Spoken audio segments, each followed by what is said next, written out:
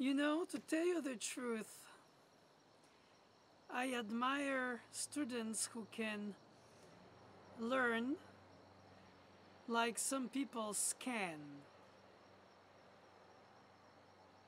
Of course, as I must have already told you, teaching layer by layer, fact by fact, element by element, um, putting it together, making sense, organizing it, is didactically very important, obviously, if not necessary, to englobe all the information from the written page into a living combination of your interpretation that is, in fact, a combination of recomposition and perhaps interpretation through some kind of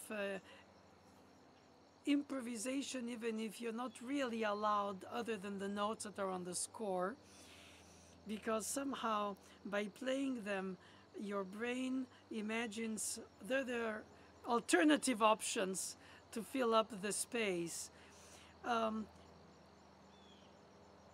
fact is that I have students who can literally scan a score with their eyes when they look at it, and when they play it, it's as if they already went through all these elements. They sight read from memory, so to say. I like to say that. They seem to have memorized what they already discover at the moment.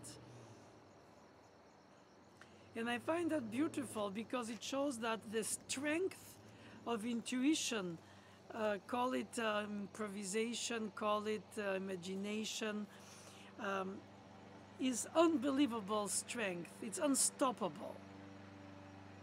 That's what gives you curiosity to know better, more, to enter in the minute details that make the spice of the interpretation of the piece. This tonality, this modulation, this element, this document.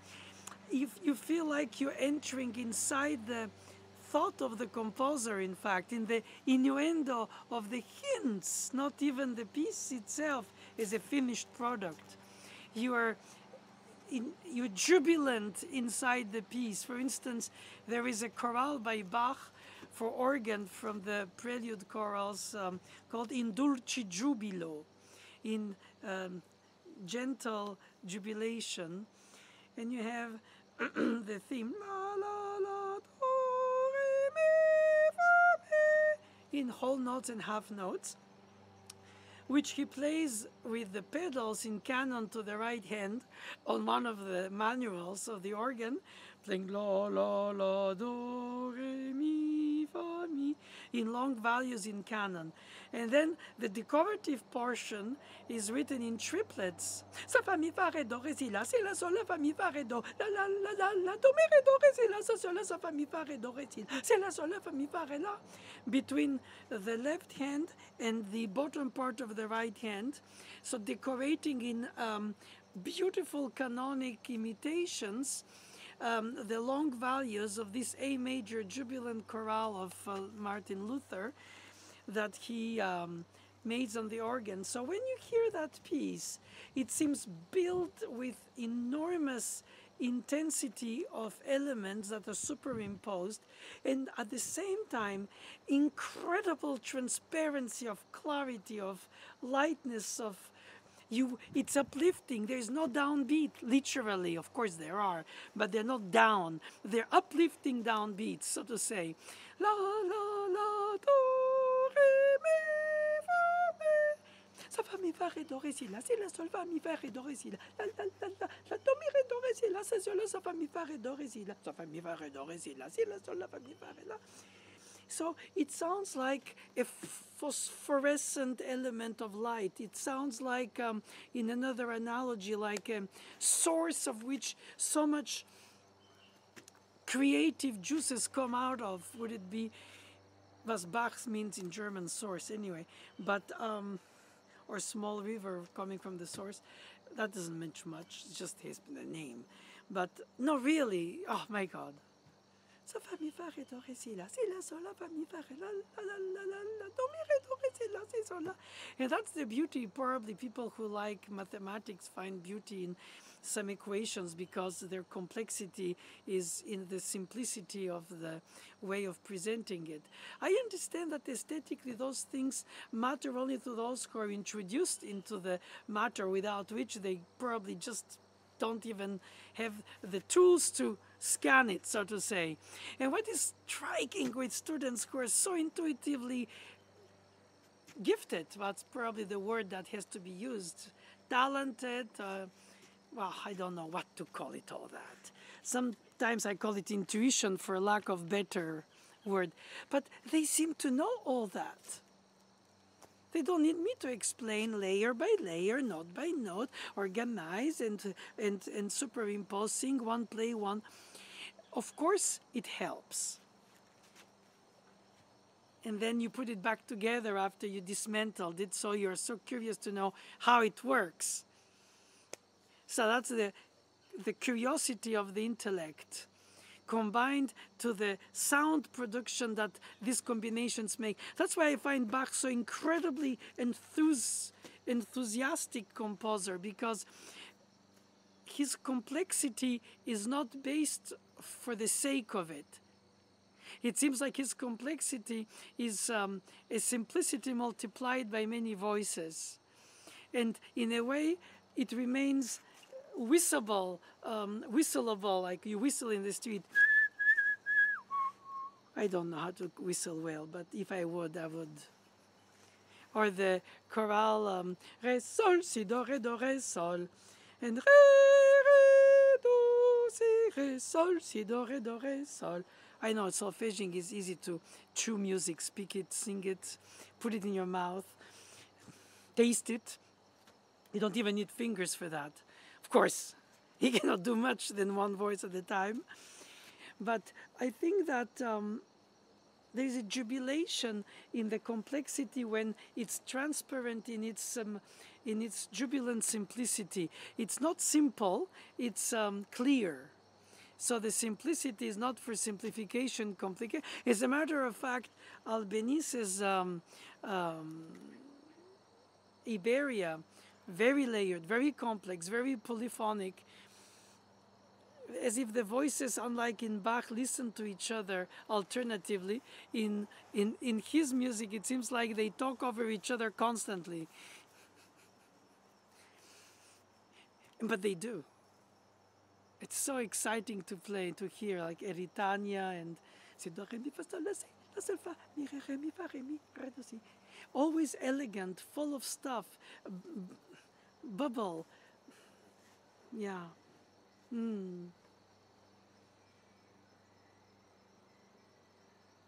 What is really enthusing to teach is that you have to attune to each student's individual capacity to have already guessed, intuitively heard, understood things you don't have to explain. Sometimes I still over-explain, and I realize that some students need more explanations and some less. You have to find how much is right. Like conductor has to say to the orchestra within the rehearsal expensive time the essential things that they have to fix, without to go too much in details or too personal in front of everybody, because it's also a question of self-esteem for the musicians. Can't say, hey, second clarinet is flat. That's not right. You have to be able to put it in a way to not expose the weakness, because it's never really bringing them to want to do better. They might just get defensive. So it's people management. You don't have to do it with yourself, because you just are very harsh with yourself, inside yourself, when you rehearse and practice by yourself as a pianist. As a conductor, you have to know. As a teacher, you have to know to find the right balance between telling how much to do in order what to reach, without to discourage and without to over-encourage. You have to find the right way. If you say too much, yeah. Anyway, the idea of the students scanning the score is something that really intensely impresses me, because it feels like you can go from there on with the teaching. You don't need to go from ground up. Perhaps it's a facility for the teacher. Perhaps it's not right, ultimately. You have to be always thorough and go from the detail up for everybody. Sometimes you miss a link in the complexity of the chain of events or the causality of the events, what reaches, what arrives, from where it comes, how it derives. Perhaps the intuition is such a shortcut that at some point you lose the. It's like in recital programs when you play a sonata, you express so beautifully the thematic materials, but the bridges, oh, you don't know what to do with them. They're more or less tedious, perhaps smart in their thematic recalling, but generally the interpretation is not very clear. What to do with them? And you sort of go quickly through a, like as if you have such a beautiful architecture and then you have some corridors or some aisles which are just left banal. That's fine too. Sometimes it gives more contrasting meaning to the beauty of the other rooms. Banal is good. It reposes the intellect, the soul, and the emotion from the intensity of the other sections. It's so incredibly interesting to see how Beethoven, Mozart, Schumann, Schubert, the great minds of music, when they write a middle section or they write a bridge leading to a section, they manage to empty it from the essence without to be too heavy or too gratuitous. It's just enough. Because if it's too heavy in involvement, then it overshadows the thematic material. So it overplays its meaning in the structure, in its. I mean, to think outside of the box like that, you could say, yeah, I have to be a composer. No. Well, it helps, but it doesn't have to be fully so. You can think outside of the box in order to serve better inside the box.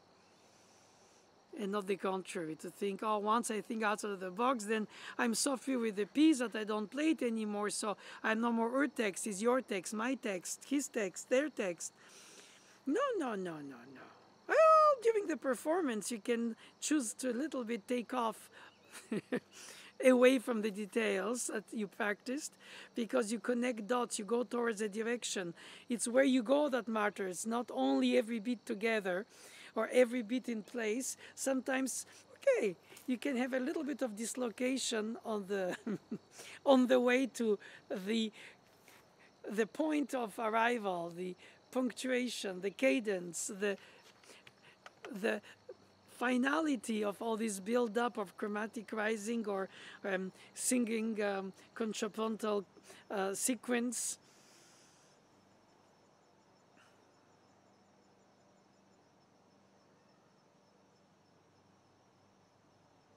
I think I help my students receive a dosage of self-esteem through confidence, because I place them at the level of attentive listening of the composer themselves. It gives them responsibility, but they feel they're in it. They're in one. It's like the actor who studies the role to become it.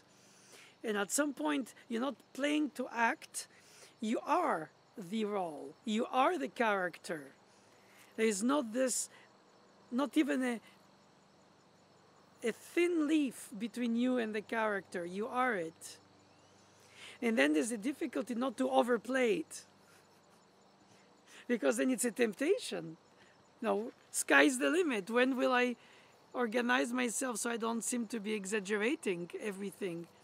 After all, the music says it's so much with the interpretation on top of it to be added. Let's say the modulation, it's already talking by itself. The choice of the disposition or the range of the composer, the tonality choice even of the composer.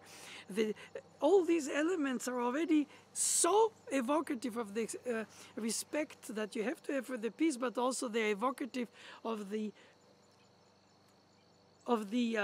essence of the piece itself. And so when you add to it in interpretation your comments over the why is so beautiful, all this modulation is beautiful, let me show how much it means to me. Let me do another ritenuto, another rubato on top of the striking in harmonic modulation.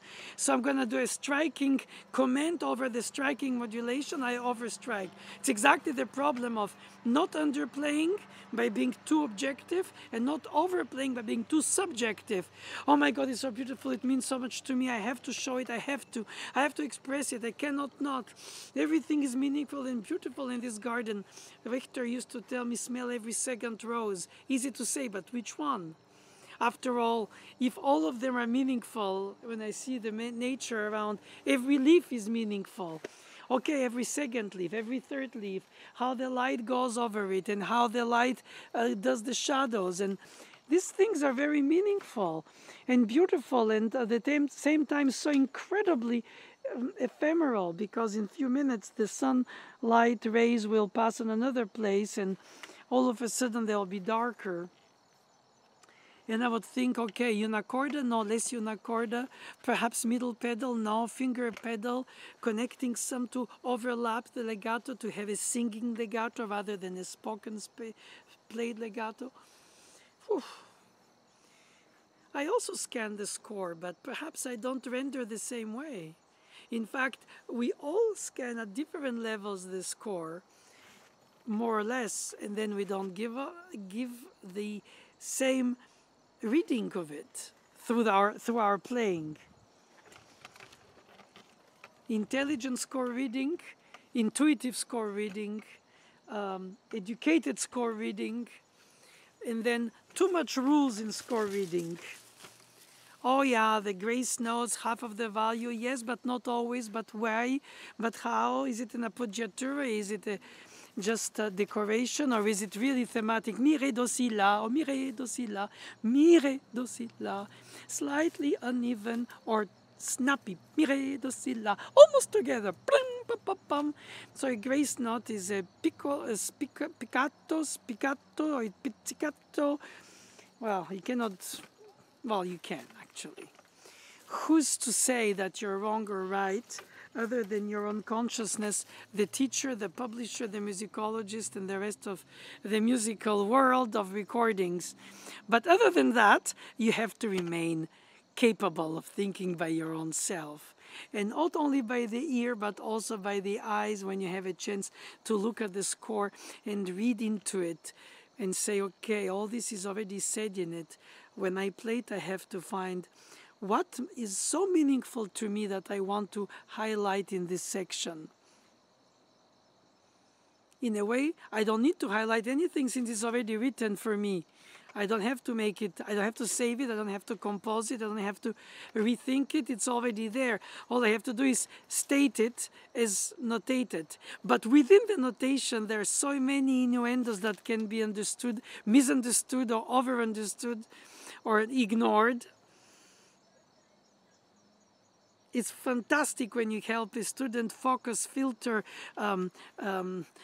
It's almost like a tea leaf that little by little macerates until you get to the essence of the heart of the stage of the piece's meaning, or at least what you consider its meaning. That's why I find that very intuitively strong students who guess, scan, or imagine, as I like to say, scan, what already is there. You don't have to give them a supplemental expression as a teacher to tell them it's beautiful because, show this more because, this suspension, this is emotional, but you know, this appoggiatura. And then if you delay the pedal, you can get less of this dissonance but more of that consonance. But what is the concept of consonance in this music compared to dissonance? Is it tension release, or is it delayed release, which gives a sense of expression that is going beyond the statement? And then if you add to it a hairpin crescendo diminuendo, do you really add to it, or do you you know, I like to think that in some circumstances it's tempting to overstate, and in some circumstances you feel like just play it for what it is and let it happen by itself. The piece didn't need me. But in a way, on the spot, it might. And so like an actor who can overplay his or over-express his character or her character in a given role, a pianist's role is to animate the piece and decorate it by their own soul, but not over colorize it by their own, because it is true. If it's dark, you can make it darker. If it's sunny, you can make it shinier. If it's fast and light, you can make it almost race-like speed, fun, and then somehow the playing becomes more fun than the music that you play itself. In a way, the jubilation of the very industry of playing overtakes the purpose of what you play once you play it. And perhaps it's part of the fun. Perhaps the composer didn't have an instrument like this, who didn't have people with technique like today. Some people have really fast fingers, to say the least, in terms of velocity. Not that technique is only velocity, but in the case, they can play an allegro presto, a presto e prestissimo. And then all of a sudden, yes, you taste much less the subarticulation, the phrasings, the details. You lose them completely. All is about the excitement of speed. And so you can judge it. You can say, oh no, I like it slower, and start becoming an old fart, like some people who like to think that because they're old in accumulated experience, that they tell their students how everybody else is wrong but them, and then mostly don't even say that. They say that they are right, period. So it gives a sense of accomplishment, and so the student feels confident, wow, I'm doing the right thing. But are they doing the right thing according to how you help them unlock the scores, indications, notations, in order for them to express themselves at its fullest, having answered their own questions and deciphered through the elements of the notation? I doubt. If not, you give them something pre-chewed that was your experience as a teacher or a performer, and then if they want to please you or you want to be pleased, they can imitate you, and then you finish by saying, that's right, that's the way. I like this tempo because of this, that, but my touch is not theirs. Theirs can be as explicit, if not even more expressive and explicit, but in a different tempo than mine. And then that means that I have to accept that is relative truth, not final truth. Besides taste and tradition, there is also experience and presentation.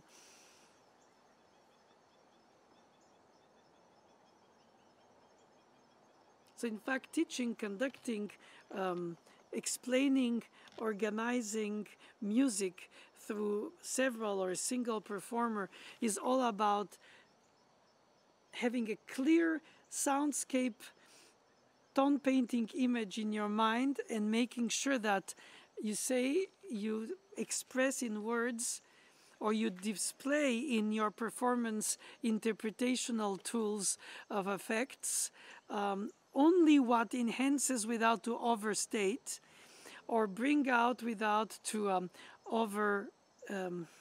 overlap with the music itself, the statement itself, the beauty of this canon by Bach. Sol, fa, mi, fa, re, do, re, si, la, la, la, la, la. Of course, in Baroque days, the 6/8, when they wrote a triplet that didn't have the three notes, only the value, la, la, la, la, la, la, do, re, do, re, si, la, si, so, la, la, la, la, la. They notated it as doublets, like equal notes, la, la, la, la, la, la. But it was supposed to be played together as a long short. La, la, la, la, la, is a triplet with a value of 3 when you play 2 notes, long short. Perhaps Bach did that, perhaps he didn't, that I don't know. People pretend that they know, but nobody was there. And regardless, both ways work, in fact. More complex 2 against 3 in the fast tempo, because it sounds like half of the notes don't match. The togetherness, which is what it is about when it's 2 against 3. And 2 against 3 can be tricky, because if you really place the second of the 2 between the second and the third of the 3, in a way it's too late, because it becomes tam tam padam pam pam padam pam, organized together, spoken together. But if you really play 2 against 3, the second has to play almost hugging the second of the 3 and having long time before to go to the next verse. 1, 2, 1, 2, 1, 2, 3, 1, 2, 3, and not 1, 2, 1, 2, 1, 2, 3. Becomes almost dotted or lightly dotted. Now, 2 against 3, it's another story. Dotted rhythms are difficult to play because of the tension release.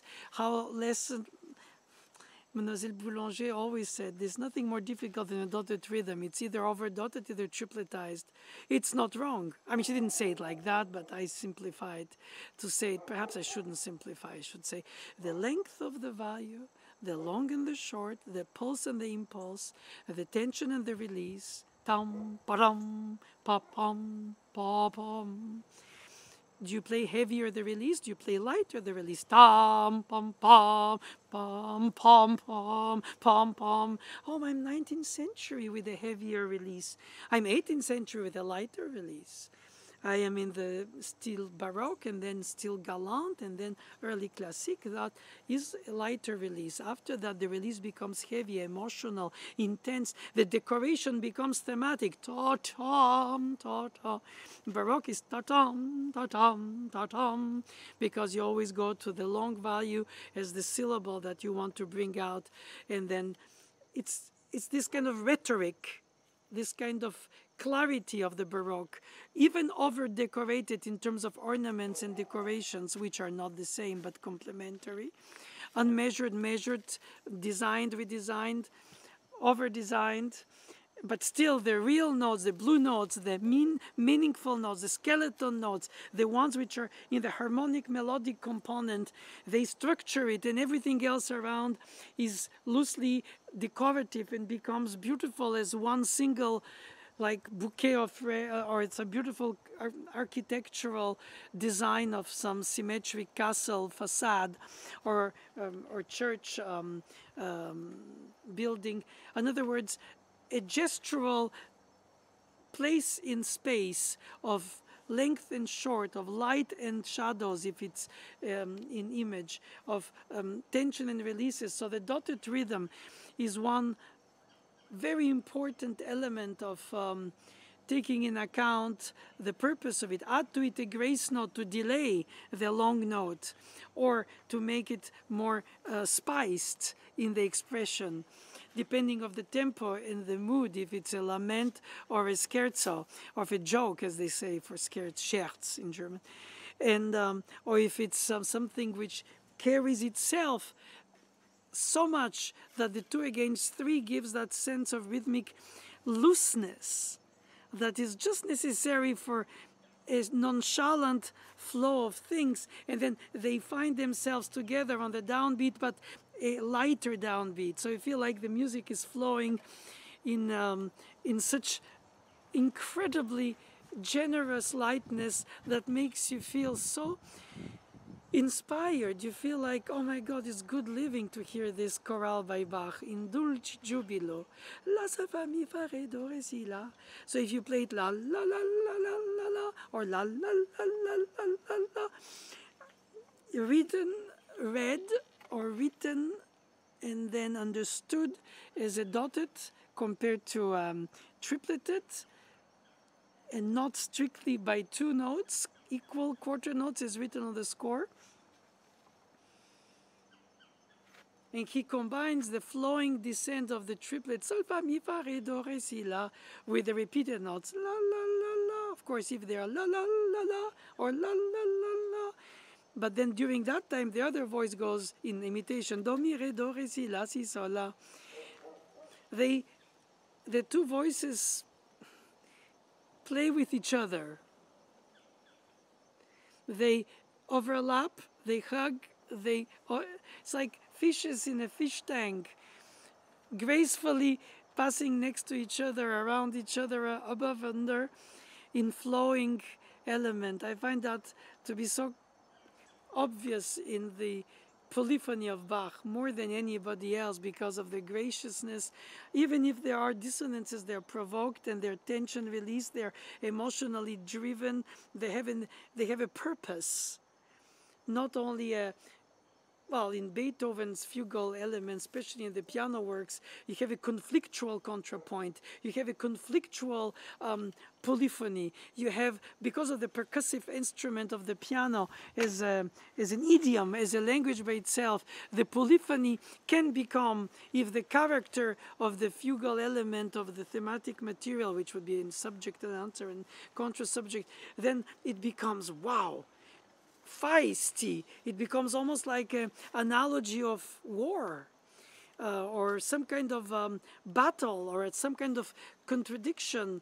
And then the beauty of the aesthetic there is the collision of the voices that are going in ways to really clearly collide with each other. And that's the beauty of it. In Bach, they are in divine harmony, constantly find ways to interact in gracious, complex, but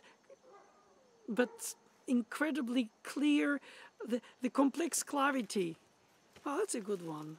I must have said, I couldn't find that before. Complex clarity. I don't think Bach considered his contrapoint writing or his, but depends of the text of the cantata opening or the passion opening. Of course, some are more dramatic than others, and some dissonances are painfully there to create the sense of emotional intensity about what they depict in the music painting of the story of Jesus in the Passions and in the weekly cantatas. But in general, yeah, he manages to have this contrapuntal abundance of voices that don't seem to fight each other, even when they are in provoked dissonances.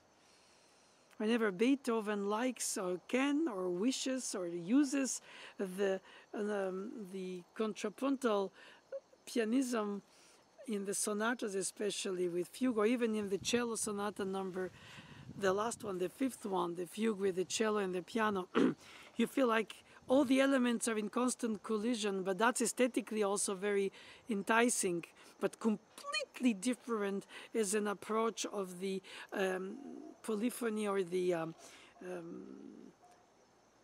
music is a constant reminder of something else, like as if the polyphony in Bach is a constant imitational element.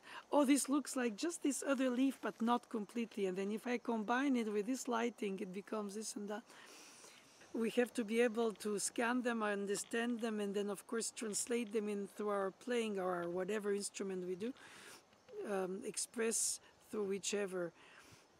Singing, speaking, conducting, of course you don't play, but instrumental way to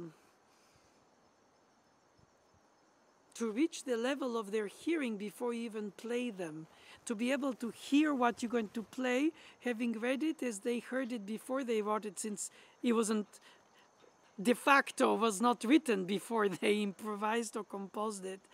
And so once they heard it, the level of hearing, subtlety, complexity, simplicity, combination, layering, it's just mesmerizing when you take it in real time, in an allegro with 4 voices, inverted to vol, contrapoint. All this becomes, by the time you reverse engineer it to understand it, and you put it back together to perform it in the real direction, yes, you know more about it, you understand more about it, but barely. And they not only understood it, but they conceived it. So the conception is complex and simple at the same time. It's simple because it's evident, and the self-evidence of complexity is human nature. It's amazing. When it translates all these neurons that go quickly combining thoughts and images and sounds and feelings, and what an induced dissonance combined with a released consonance means in comparison to a superimposed other voice doing something at the same time that either complements or contradicts 2 voice, 3 voice, 4 voice, 5 voice, fusional, confusing, but mostly, if not fusional, completely going in different directions, exponentially expanding, enriching. I find it, well, of course, not only me, everybody who has played Bach knows that. You experience Bach at so many levels. Just reading it, playing it, translating it, original instrument, Baroque instruments or not. Just the hearing of his. To match his hearing in order to play it could take a lifelong time for each bar, so to say. If I say that, it's so discouraging that I don't want to say it. But little by little, perhaps you have some enjoyments on the way.